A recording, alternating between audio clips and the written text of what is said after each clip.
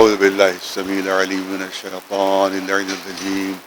بسم الله الرحمن الرحيم. الحمد لله رب العالمين، والصلاة والسلام على سيد الأنبياء والمرسلين سيدنا ونبينا وشفيع المذنبين أبي القاسم محمد وأهل بيته الطيبين الطاهرين المعصومين. أما بعد، فقد قال الله سبحانه تبارك وتعالى في كتابه المبين وهو أصدق القائلين: وجعلناهم أئمة يهدون بأمرنا وكانوا يفعلون الخيرات وأقاموا الصلاة وإيتاء الزكاة وكانوا لنا عابدين. بات بھیجیں پر محمد.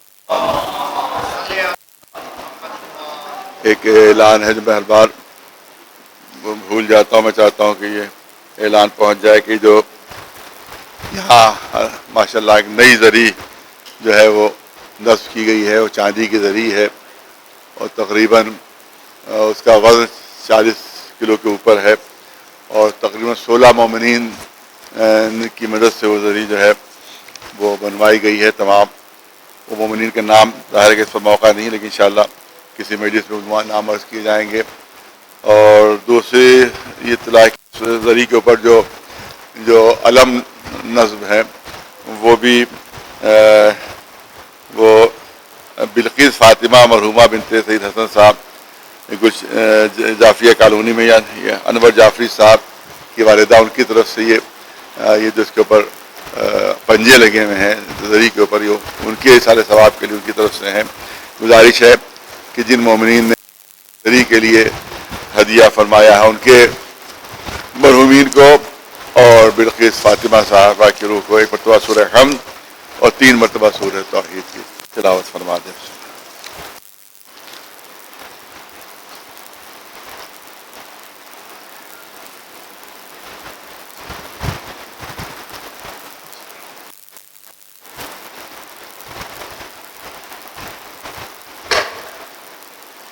بڑی مشکل منزلیں ہیں کہ اس سلسلے کی آخری مجلس ہے اور بھی صرف انٹروڈکشن ہمارے موضوع کا ہے اور اصل موضوع تو ابھی شروع بھی نہیں ہو سکا، کیونکہ آپ حضرات جانتے ہیں کہ ہمارے 8ویں امام علی رضا علیہ السلام نے امام کے لیے 70 شرطیں بیان کی کہ امام میں کون کون سے شرائط ہونا چاہیے، کون کون سے کمالات ہونا چاہیے. وہ 70 کمالات و شرطیں ہمارے 8ویں امام نے بیان فرمائی ہیں. اور زیارت جامعہ میں جو بھی ہمارے اماموں کی طرف سے آئی ہے اس پہ 200 شرطیں امامت کی ہیں، 200 کمالات اماموں کے ہیں. اور آپ یاد رکھیں کہ جو امامت کے دعوے دار ہیں ان میں سے کوئی بھی ایک شرط پر بھی پورا نہیں اترتا. ایک سلوات بھیج دو. اور ہمارے ائمہ معصومین ان تمام شرطوں پر پورے اترتے ہیں. علم میں سب سے افضل ہو، شجاعت میں سب سے افضل ہو، صبر میں سب سے افضل ہو، تمام کتنی 200 صفتیں زیارت جامع بیان ہوئی ہیں اور 70 صفتیں جو ہیں وہ ہمارے 8ویں امام نے بیان فرمائی ہیں. تو ابھی 1-2 پر ہلکی سی روشنی پڑی ہے، بس ایک ہلکی سی روشنی پڑی. میں چاہتا ہوں کہ وہ ہشام ابن حکم کے سلسلے میں جو بیان کیا تھا اس بات کو مکمل کر دوں اور بعد وہ بات رہ جاتی ہے پوری.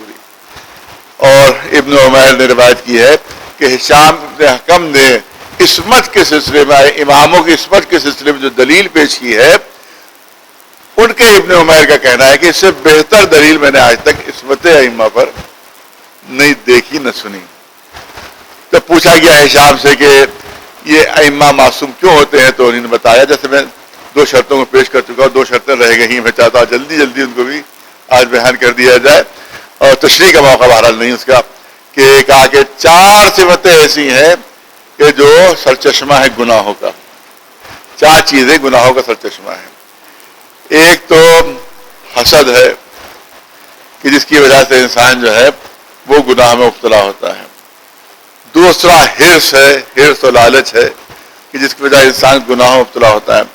تیسرا غصہ اور خشم ہے کہ جس کی وجہ سے انسان گناہ میں مبتلا ہوتا ہے، غصے میں آ کر اس نے ایسا کوئی کام کر دیتا ہے جو خلاف شریعت ہوتا ہے، گالی دے دی غصے میں آ کر کسی کو، مار دیا غصے میں آ کر کسی کو، بعد میں وہ پچھتاتا ہے کہ ارے بہنے میں نے یہ کیا کر دیا، یہ کیا کر دیا. لیکن امام وہ ہوتا ہے کہ جس کا غصہ بھی اللہ کے لیے ہوتا ہے، جس کا خشم بھی اللہ کے لیے ہوتا ہے، اور جس کی محبت بھی اللہ ہی کی خاطر ہوتی ہے. ایک صلوات بھیجے پر محمد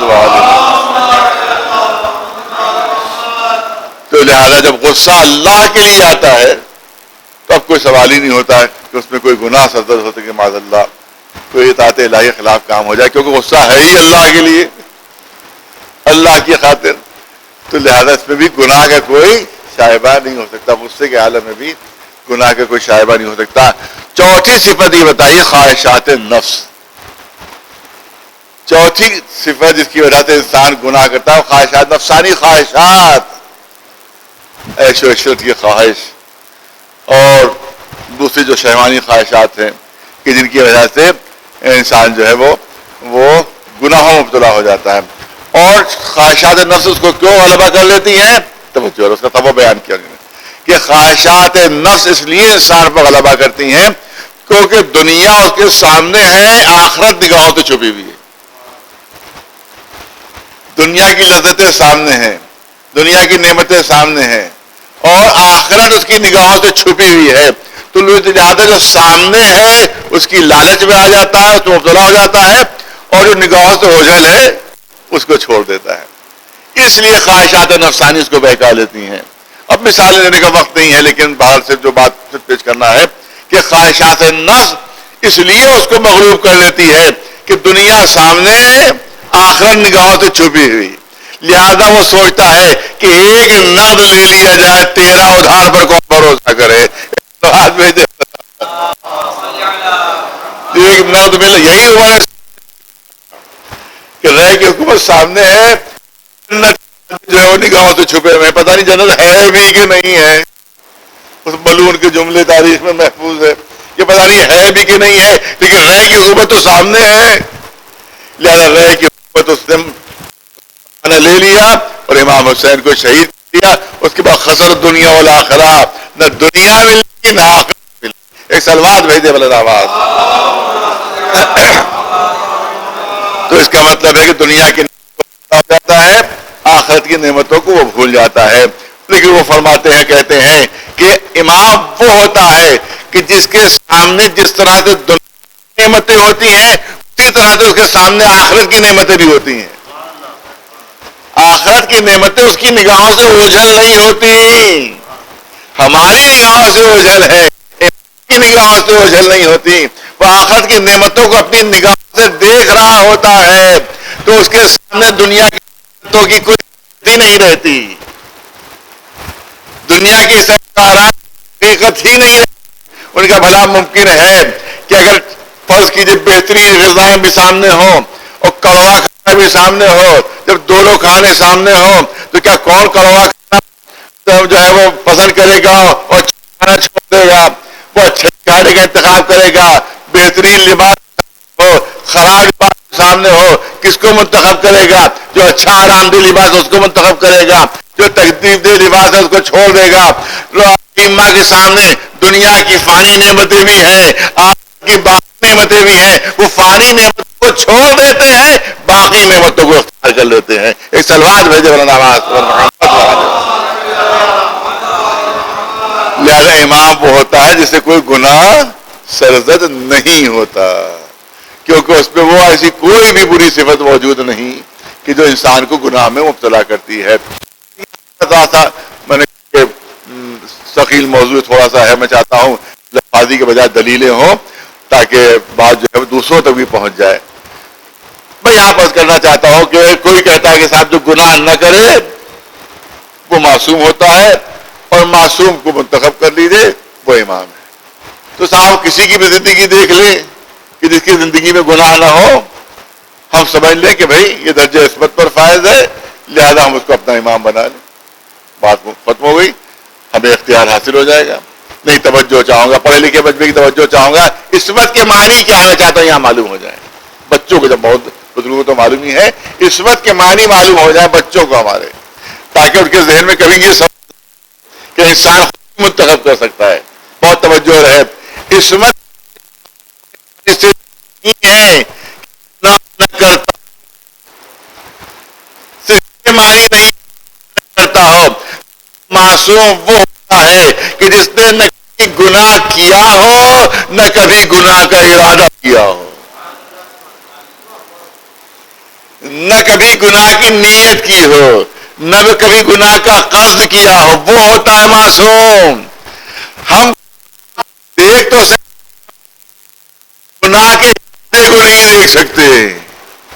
پتہ نہیں کتنی مرتبہ گناہ کا ارادہ ہوا ہے دل میں, مگر اللہ کے خوف کہ اللہ ناراض ہو جائے گا تو ارادہ آیا مگر گناہ نہیں کیا. کس کو خبر کہ ارادہ آیا, کس کو دل میں ارادہ. اس کا مطلب معصوم ہوتا ہے کہ جس کے دل میں گناہ بھی نہ آئے اور دل کے ارادوں کو انسان نہیں دیکھتا, اللہ دیکھتا ہے.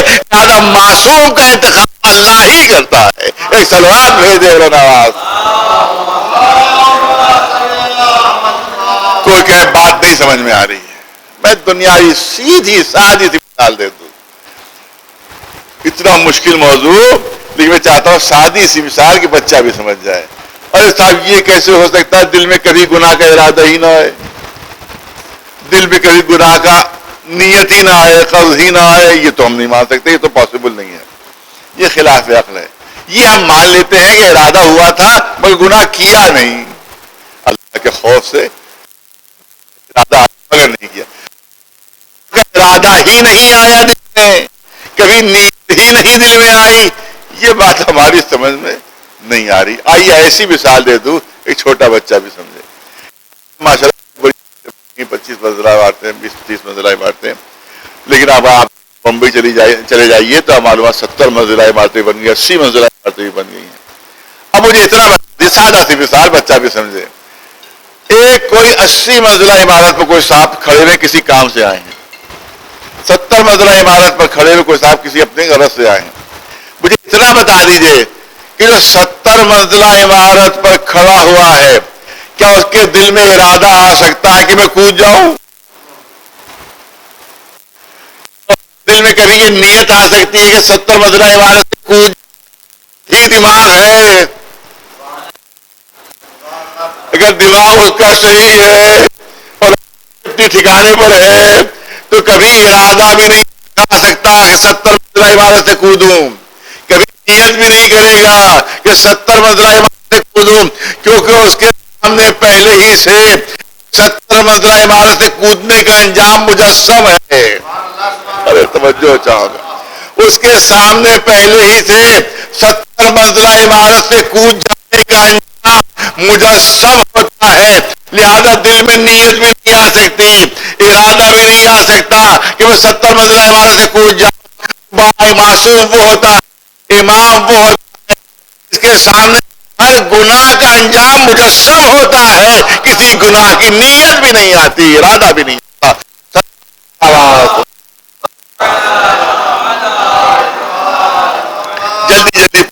جلدی توضیح کا موقع نہیں ہے کیونکہ آج کا دن ہوتا ہے جس میں مصائب زیادہ پڑھے جاتے ہیں.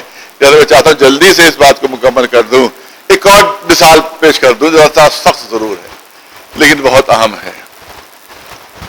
گناہ کا ظاہر ہمیں یہاں دکھائی دیتا ہے, باطن ملنے کے بعد دکھائی دے گا.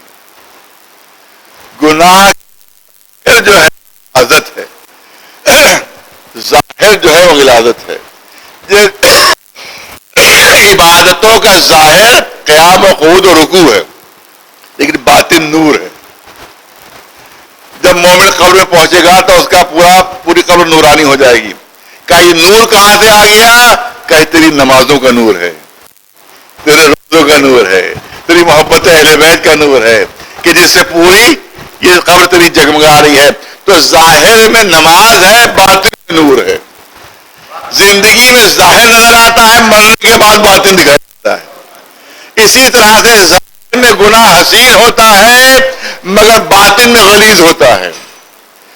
اسی جب حشر میں پہنچیں گے تو وہاں کو نہ کوئی ہوٹل ہوگا, نہ کوئی ریستوراں ہوگا, نہ وہاں کوئی ڈھابا ہوگا کھانے پینے کا. اور وہاں انسان کہے گا کہ صاحب ہمیں تو بھوک لگی ہے, کھانا کا کوئی انتظام ہے کہ نہیں ہے, تو غلیظ پیش کیا جائے گا, غلیظ پیش کیا جائے گا. یہ نوش فرمائیے کہ یہ بھی کوئی کھانے کی چیز ہے, تو آواز آئے گی یہی تو زندگی بھر کھاتے رہے تھے. آپ کو بیچ کر جو پلاؤ اوقاف کو بیچ کر جو تم نے تمام متنجر کھایا تھا, یہ جو تم نے فلا دکھا کے کباب خرید کے کھائے تھے, وہ تو کباب تھے, وہ تو پلاؤ تھا, آواز ظاہر تھا یہ بات جو تمہیں مل رہا ہے. ایک سلمان بھیجے میرے آواز محمد. تو اس کا مطلب ہے یہاں باطن ہماری نگاہوں سے اوجھل ہوتا ہے جو غلاظت ہے, لیکن امام ہوتا ہے کہ جس کے سامنے گناہ کا ظاہر بھی رہتا ہے, اسی دنیا میں گناہ کا باطن بھی رہتا ہے. تو فرض کسی کے اگر موجود ہو تو کیا اسے کھانے کی نیت کرے گا؟ نہیں کرے گا. تو امام وہ ہوتا ہے جو کبھی گناہ کی نیت ہی نہیں کرتا. ایک سلوات بھیجے بلند آواز سے محمد وال. دوسری صفت میں نے عرض کی تھی کہ علم میں سب سے افضل کو ہونا چاہیے. کائنات میں اس سے بڑھ کر کوئی علم نہیں ہو سکتا جو امام ہو. امام وہ ہوتا ہے جو زمانے کا سب سے, اب تاریخ خود ہی اٹھا کر دیکھ لو کہ کون ہے جو سوال پوچھ رہا ہے اور کون ہے جو مسئلے حل کر رہا ہے. ایک سلوات بھیج دے.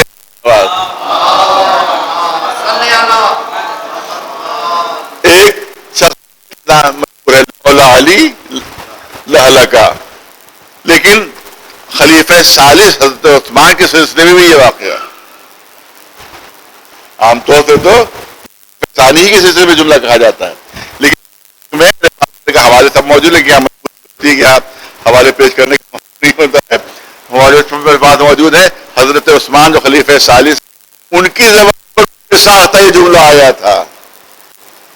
وہ قسمت آیا تھا, ایک کافر ایک مشرک ایک قبر سے کسی کی کھوپڑی لے آیا, کسی مردے کی, اور اس کے بعد کہا کہ آپ کا عقیدہ یہ ہے کہ گناہ گاروں پر قبر ہی میں عذاب ہوتا ہے اور ان کو جہنم کی آگ جو ہے وہ اس میں بھی ہوتی ہے, لیکن بالکل ٹھنڈی پڑی ہوئی ہے.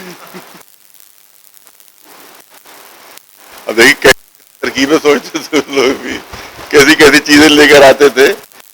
تو یہ تو بالکل ٹھنڈی پڑی ہوئی ہے, اس میں تو کوئی آگ ہی نہیں ہے. ابھی آگ سے اگر جہنم کی آگ سے اس کو اذیت ہو رہی ہوتی تو یہ گرم ہوتی, میں چھو بھی نہ پاتا اس کو. یہ تو بالکل ٹھنڈی ہے. اب ظاہر ہے کہ اب جواب تو سمجھ میں نہیں آیا تھا, کب بلاؤ مولا علی کو, بلاؤ مشکل کشا کو. کہا کہ یا علی مسئلے کو حل کیجیے آپ. یہ ایک اعتراض کر رہا ہے کہ صاحب آپ کا یہ ہے کہ قبر ہی سے عذاب شروع ہو جاتا ہے, جو منکر خدا ہے ان کا قبر سے شروع ہو جاتا ہے. یہ منکر خدا ہے, اس کی قبر سے میں اس کی کھوپڑی لے کر آیا ہوں, بالکل ٹھنڈی ہے. اگر جہنم کا عذاب ہو رہا ہوتا تو گرم ہوتی ہے. امام نے کہا ایک پتھر لاؤ اور ایک چخماق لاؤ. چخماق وہ ہوتا ہے اس کو اگر کسی پتھر پر تو چنگاریاں پیدا ہوتی ہیں, آگ پیدا ہوتی ہے. اسی سے پرانے زمانے میں آگ روشن کی جاتی تھی. چخماق کو گھسا جاتا تھا پتھر پر, چنگاریاں نکلتی تھی, لکڑی میں آگ لگ جاتی تھی. امام نے کہا پتھر لاؤ چخماق لاؤ. پتھر لایا گیا, چخماق لایا گیا. مولا نے اس چخماق کو پتھر پر گھسا, زبردست چنگاریاں پیدا ہوئی, زبردست آگ پیدا ہوئی. چخماق سے بھی آگ پیدا ہوئی, پتھر سے بھی آگ پیدا ہوئی. کہا قریب آؤ, پتھر پر ہاتھ رکھو, کیا ٹھنڈا ہے. چخماق پر ہاتھ رکھو, کیا کیسا ہے, کیا ٹھنڈا ہے. کہا ٹھنڈا بھی ہے اور آگ بھی ہے.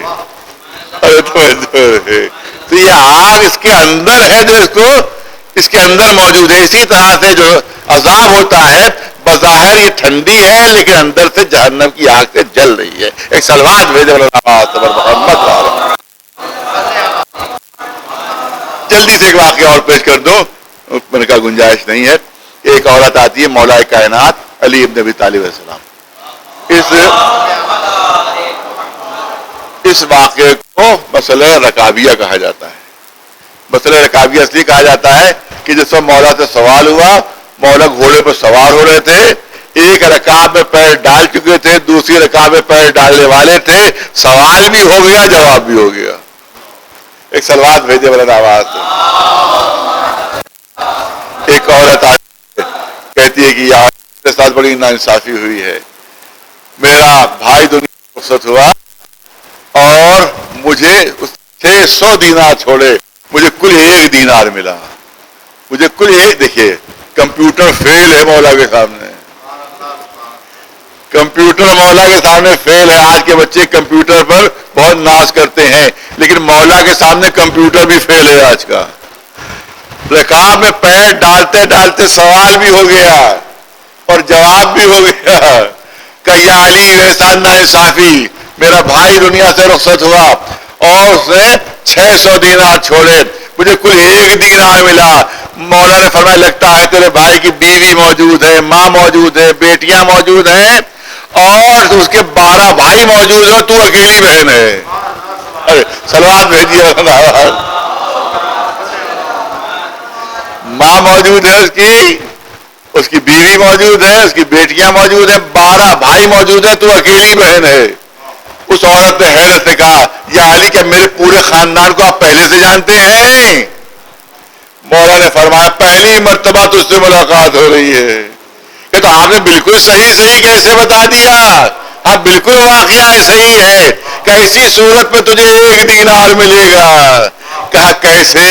کہ دیکھ بیٹیاں 600 دینار چھوڑے، بیٹیاں ہیں قرآن کی روح سے 2/3 ان کو مل جائے گا، 2/3 ان کو مل جائے گا، تو 600 کا 2/3 ہوا 400 دینار بیٹیوں کو مل گئے۔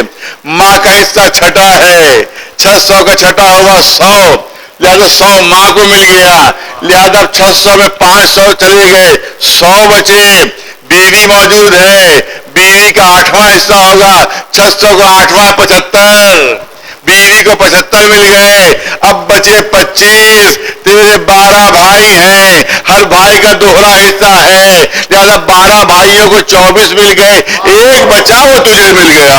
ایک سلوات بھیج دے میرے نواز پر محمد والا، ایک سلوات بھلے نواز پر محمد والا۔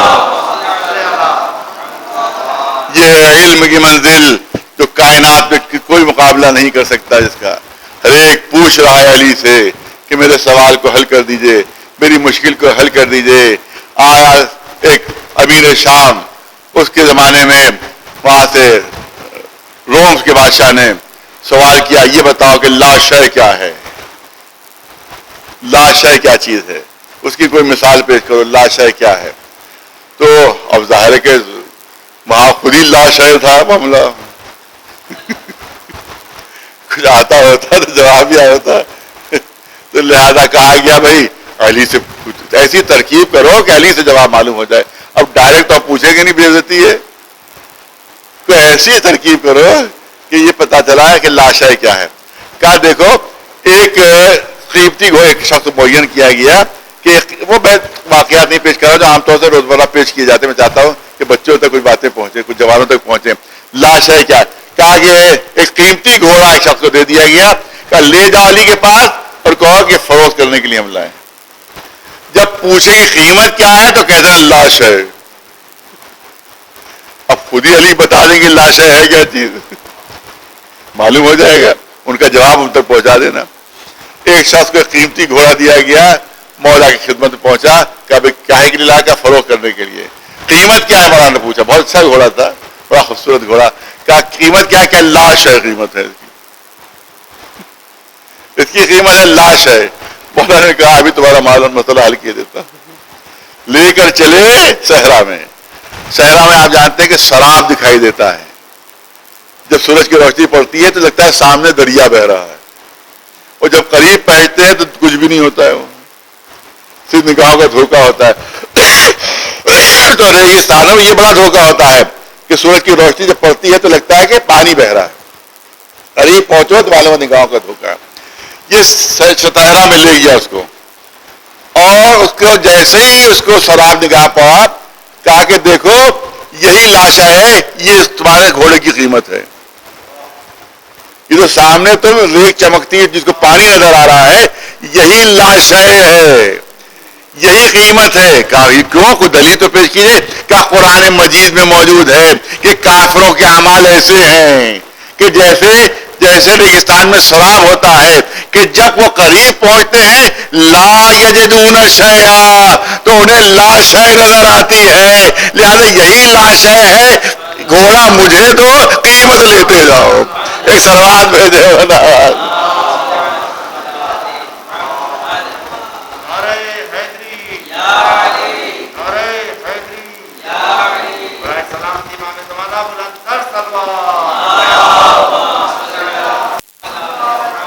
دامن وقت میں ظاہر گنجائش نہیں. تو یہ امامت موضوع میں چند جملے اور کرنا چاہتا ہوں کہ سب سے بڑا عہدہ جو ہے عہدہ امامت ہے. جتنے بھی عہدے چلے ہیں اللہ کی طرف سے اس میں سب سے بلندتر عہدہ، سب سے بلندتر، سب سے افضل عہدہ عہدہ امامت ہے. اس کی دلیل میں نے آپ کے سامنے پیش کر دی کہ جناب ابراہیم کو سب سے آخر میں عہدہ امامت ملتا ہے. اور یہی امام ہے کہ جس کے ذریعے سے جہنم و جنت کا فیصلہ ہوگا. جہنم و جنت کا فیصلہ ہوگا. خود قرآن اعلان کر رہا ہے یوم ندعو کل اناس بامامہم. ہم ہر انسان کو اس کے امام کے ساتھ دعوت دیں گے، ہم اس کے امام کے ساتھ بلائیں گے. میں نے کسی مجلس میں عرض کیا تھا کہ سارے خطابات لے لیے، سارے عہدے جو ہے وہ اپنی طرف منسوب کر لیے گئے. خلیفۃ المسلمین بھی کتنے بن گئے، امیر المومنین بھی کتنے بن گئے. بنی عباس میں سب خلیفۃ المسلمین بھی تھے، امیر المومنین بھی تھے. بنی امیہ میں سب خلیفۃ المسلمین بھی تھے، امیر المومنین بھی تھے. یہاں تک کہ ابو بکر بغدادی نے بھی اپنے کو کہہ دیا کہ امیر المومنین بھی ہیں، ہم خطیبۃ المسلمین بھی ہیں. ملا عمر نے بھی کہہ دیا اپنے کو کہ ہم خلیفۃ المسلمین بھی ہیں، امیر المومنین بھی ہیں. یہ سارے عہدے تب پہنچ گئے دوسروں تک، مگر ایک عہدہ ایسا ہے جس کا دعویٰ آج تک کوئی نہیں کر سکا. وہ ہے امام المتقین. وہ ہے امام المتقین. خلیفۃ المسلمین کہلوا لیا، امیر المومنین کہلوا لیا، لیکن آج تک کوئی اپنے کو امام المتقین نہ کہلوا سکا. امام المتقین ہے علی ابن ابی طالب. اور میدان حشر میں پوری توجہ، پورے چیلنج، پورے دعوے کے ساتھ کہ میدان حشر میں نہ خلیفۃ المسلمین جنت میں لے جائیں گے، نہ امیر المومنین جنت میں لے جائیں گے، بلکہ اعلان امام کے ذریعے سے پکاریں گے تو امام المتقین جنت میں لے جائے گا. ایک سلوات بھیج دے بولے ناراض. اب ایک واقعہ ایک بزرگ کا سن لیجیے جلدی سے.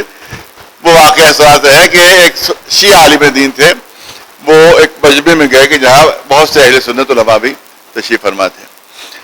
اب انہیں نے تقریر کرنا شروع کی شیعہ عالم نے، اور یہ چاہا کہ جو دوسرے اصحاب ہیں ان کا بھی تذکرہ ہو جائے تاکہ سب لوگ خوش ہو جائیں جو سامنے موجود ہے. لہٰذا انہوں نے تقریر کرنا شروع کی. میں اس وقت فضائل بیان کرنا چاہتا ہوں امام حضرت ابو بکر. اس میں ایک مولانا لمبی سے داڑھی کا لا حول ولا قوت، کیسے جاہل کو لے آئے. ارے بھائی خلیفۃ المسلمین تھے، یہ کیا کہہ رہا ہے امام؟ اچھا انہوں نے کہا نہیں غلطی ہو گئی مجھ سے، امام حضرت عمر. دوسرے مولانا بولے صحیح کہا، بالکل جاہل ہے. بالکل جاہل ہے یہ. ارے امام کا لفظ لگا رہا ہے، امام تھوڑی تھے وہ تھے خلیفۃ المسلمین تھے، وہ امیر المومنین تھے. یہ کیسا جاہل ہے؟ کہا نہیں پھر مجھ سے غلطی ہوگی، امام حضرت عثمان.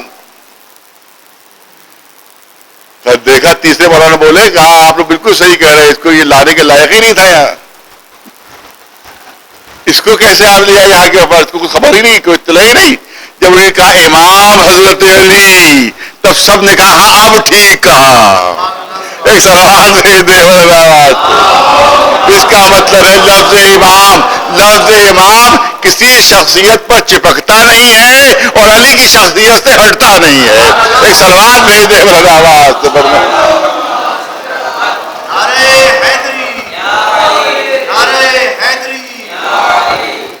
یوم ندعو کل اناس بامامہم. میں نے کہا یہ حقائق ہے جو پیش کر رہا ہوں. ہر امام کے ساتھ بلایا جائے گا، امام کے ساتھ بلایا جائے گا. اب سوال ہی ہوتا ہے کہ جب یہ امام نہیں ہے ابھی میں نے ثابت کر دیا آپ کے سامنے، جب یہ امام نہیں ہے اور ہر ایک امام کے ساتھ بلایا جائے گا تو یہ بتاؤ یہ کس کے ساتھ آئیں گے؟ جب تک علی کو امام نہ مانا جائے اس وقت تک میدان حشر میں حشر جو ہے وہ خراب ہو جائے گا. ایک سلوات بھیجے صبر محمد وال، ایک سلوات بلند آواز صبر محمد وال محمد. تو یہ چند جملے امامت کے سلسلے میں آپ کے سامنے عرض کیے کہ امام وہ ہوتا ہے کہ جو پوری کائنات کا حاکم ہوتا ہے، جس کا سکہ پوری کائنات پر چلتا ہے. امام وہ ہوتا ہے کہ جو ہر علم میں افضل ہوتا ہے، جو شجاعت میں افضل ہوتا ہے، جو بہادری میں افضل ہوتا ہے، جو صبر میں افضل ہوتا ہے، جو ایثار میں افضل ہوتا ہے. دنیا میں کوئی ایسا نہیں ہے جو اس کی برابری کر سکے. بہت وسیع موضوع، بہت وسیع. انشاءاللہ زندگی و حیات اسی موضوع پر اگر رہی زندگی تو اگلے سال بھی اسی موضوع پر عرض کیا جائے گا کہ وہ صفات کون سے ہیں جو امام میں پائے جانے، وہ کون سے صفات و کمالات ہیں جو امام کے لیے ضروری ہیں. امام وہ ہوتا ہے جو کائنات کا، جس کے اشارے پر ڈوبتا ہوا آفتاب پلٹا وہ امام ہوتا ہے. جس کے ٹھوکر مارنے پر مردہ زندہ ہو جائے وہ امام ہوتا ہے. جس کا مسلح پانی پر بچ جائے وہ امام ہوتا ہے. جس کی حکومت پوری کائنات پر چل رہی ہے وہ امام ہوتا ہے. صلوات بھیجے بر محمد وآلہ. اور یہی امام وہ ہوتا ہے جو محافظ اسلام ہوتا ہے. میرے کہا آج فضائل کا موقع نہیں ہے، مصائب کا زیادہ موقع ہے، لہذا مصائب بس کرنا چاہتا ہوں آپ کے سامنے. امام وہ کہ جس کی حکومت ذرے ذرے پر ہوتی ہے، لیکن یہی امام مصلحت الہیہ کا تابع بھی ہے، مشیت الہیہ کا یہ تابع بھی ہے. جب مشیت الہیہ نہیں ہوتی ہے تو اسی امام کے گلے میں رسی ہوتی ہے. جب مشیت الہیہ نہیں ہوتی ہے تو اسی کے جگر کے ٹکڑے کٹ کٹ کے تخت میں گر رہے ہوتے ہیں. جب مشیت الہیہ نہیں ہوتی ہے تو یہی امام کربلا میں 3 دن کا بھوکا بھی ہوتا ہے. یہی امام کربلا میں 3 دن کا پیاسا بھی ہوتا ہے. کربلا کا میدان ہے، آقا حسین ہے، ایک کے بعد ایک شہید ہو رہے ہیں. اصحاب شہید ہوئے تو اعزا کی باری آ جاتی ہے. کبھی اون محمد کے لاشیں لا رہے ہیں، کبھی دنیا نے دیکھا کہ قاسم کی لاش اس طرح سے لا رہے ہیں کہ سینے سے سینہ ملا ہوا، پیر زمین پر خط دیتے ہوئے. کبھی دنیا نے منظر دیکھا کہ علی اکبر کی لاش اٹھا تو لی مگر چند قدموں سے زیادہ نہیں چلا گیا، لاش علی اکبر زمین پر رکھ دی. آقا حسرت سے چاروں طرف دیکھ رہے ہیں. آقا کس کو ڈھونڈ رہے ہیں، کس کو تلاش کر رہے ہیں؟ ارے کہیں زہیر نظر آ جائے، کہیں حبیب نظر آ جائے. جب کوئی نظر نہیں آیا تو چند چھوٹے چھوٹے بچے خیموں سے نکل آئے تھے. مولا نے انہی کو آواز دے دی، آؤ بنی ہاشم کے بچوں آؤ اور حسین کی مدد کرو. تاریخ کربلا گواہ ہے کہ چھوٹے چھوٹے بچے لاش علی اکبر کو لیے ہوئے پیچھے پیچھے امام والی اکبرا والی اکبرا کہتے لاش علی اکبر کو لا کر گنج شہیدہ میں رکھا. اب حسین پلٹے اور اب روایت کہتی ہے کہ حسین نے آسینے پلٹی. روایت سے آپ کے سامنے پیش کرنا چاہتا ہوں جس پر امام نے ارشاد فرمایا کوئی ہے جو میری مدد کرے، کوئی ہے جو میری نصرت کرے. تو تاریخ کربلا کہتی ہے کہ امام کی کوئی بھی آواز استغاثہ خالی نہیں گئی تھی،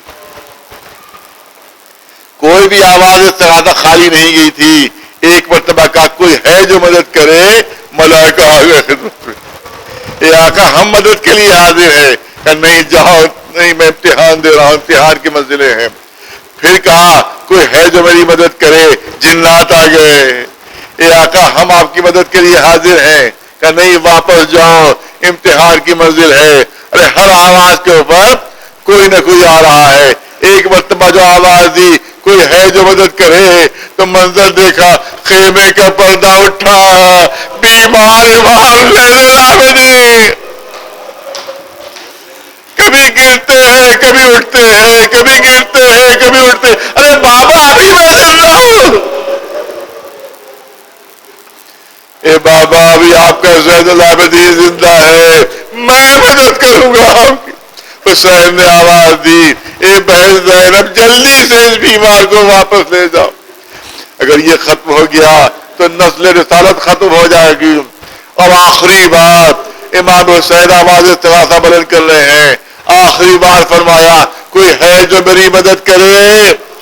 تاریخ کربلا کہتی ہے کہ خیام حسینی سے زبردست شور گریہ بلند ہوا، رونے کی زبردست آواز بلند ہوئی۔ امام حسین در خیمہ میں پہنچے، اے بہن زینب ابھی میں زندہ ہوں۔ یہ اتنی زبردست گریے کی آواز کیسے بلند ہوئی؟ کہا بھیا ابھی جیسے ہی آپ نے فرمایا کوئی ہے جو میری مدد کرے، ارے ننھے سے علی اصغر نے اپنے کو جھولے سے گرا دیا ہے کہ بابا آپ کا ابھی ننھا مجاہد باقی ہے، ابھی علی اکبر باقی ہے۔ کہا لاؤ میرے بچے کو میری آغوش میں لاؤ۔ جناب علی اصغر آغوش میں دیے گئے۔ امام نے دیکھا پر ایسا لگتا تھا کہ روح نکل جائے گی بچے کی، پیاس کا وہ عالم تھا، وہ شدت تھی کہ ایسا لگتا تھا کہ روح جس علی اصغر کی نکل جائے گی۔ اے رباب لے جاتا ہو، ارے شاید کسی ظالم کو رحم آ جائے۔ رباب نے کہا تھا ایک بار مجھے بچے کو دے دیجئے۔ لے جاتی ہیں، آنکھوں میں سرما لگاتی ہیں، کنگھی کرتی ہیں، اس کہتی ہے دیکھو بابا کے ساتھ جاتے رہے ہو مگر بابا کو اپنی موجودگی میں کوئی زخم نہ لگنے دینا، اگر کوئی تیر آئے اگر کوئی تلوار آئے تو اپنے پر لینا۔ مسئلہ دارہ سنیے، زیادہ دارہ وقت نہیں رہا ہے۔ جناب امام حسین علیہ السلام حمید ابن مسلم کے جو راوی ہے یزید کی فوج میں، وہ کہتا ہے کہ میں نے دیکھا کہ حسین ابا کے دامن پہ کچھ چھپائے ہوئے لا رہے ہیں۔ میں یہ سمجھا کہ شاید قرآن لے کر آ رہے ہیں اور قرآن کا واسطہ دیں گے، لیکن جب بلندی پر پہنچے اور ابا کا دامن ہٹایا تو دیکھا ایک کملایا ہوا پھول ہے، ایک ننھا سا بچہ جو حسین کے ہاتھوں کے اوپر ہے۔ اے قوم جفا کار، اگر تمہاری نگاہ میں گناہگار ہوں تو اس ننھے سے بچے کی کیا خطا ہے؟ جواب نہیں آیا۔ حمید ابن مسلم کہتا ہے میں نے دیکھا کہ جب فوج یزیدی تک کوئی جواب نہیں آیا تو امام حسین نے اپنے بچے کو کربلا کی زمین پر لٹا دیا اور لٹا کر دور ہٹ گئے اور فرمایا اگر تم یہ سمجھتے ہو کہ اس کے بہانے میں پانی پی لوں گا تو لو میں اس کو زمین پر لٹا کر دور ہٹا جاتا ہوں، خدا کر اپنے ہاتھوں سے پانی پلا دو۔ عزاداروں میں نے پڑھ دیا اور آپ نے سن لیا، لیکن حمید ابن مسلم کہتا میں نے منظر دیکھا کہ جب حسین نے ننھے سے علی اصغر کو کربلا کی زمین پر لٹایا تو کربلا کی زمین اتنا جل رہی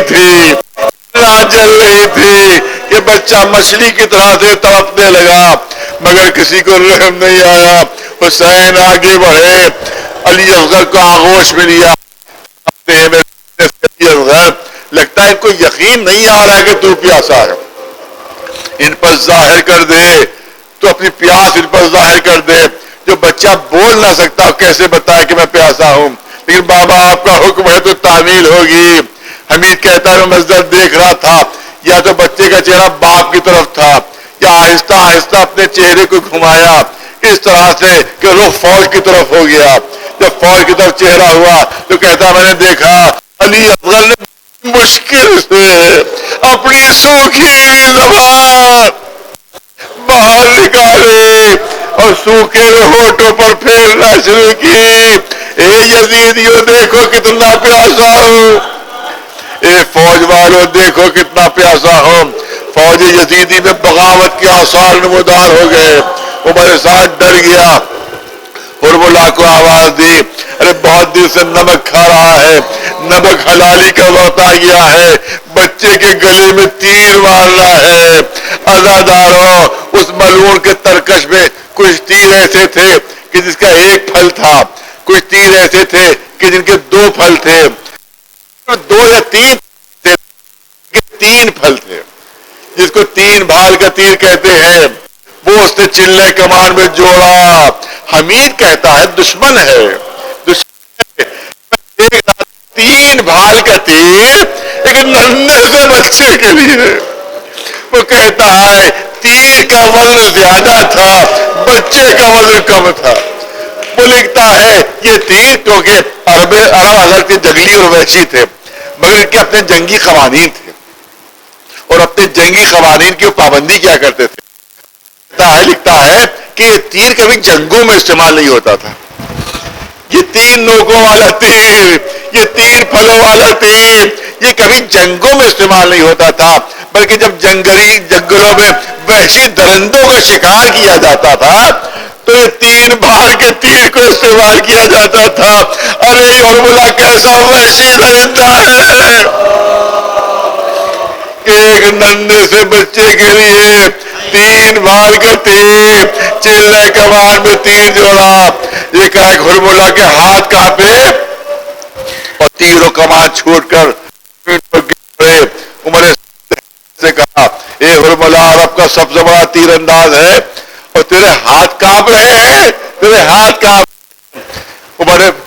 حرملہ کے میرے ساتھ جو منظر میں نے دیکھا اس سے کیسے بیان کروں، میں نے بچے کے گلے کا نشانہ لیا، لگا کہ نقاب پوش بی بی سامنے سے پیٹتی ہوئی آ گئی ہے۔ اے حرملہ کیا غضب کر رہا ہے، ننھا سا گلا، تین بھار کے تیر، عزاداروں تیر چلا، بچے کے گلے پر پڑا، گلے کو چھیدتا ہوا حسین کے بازو میں بے بس ہو گیا۔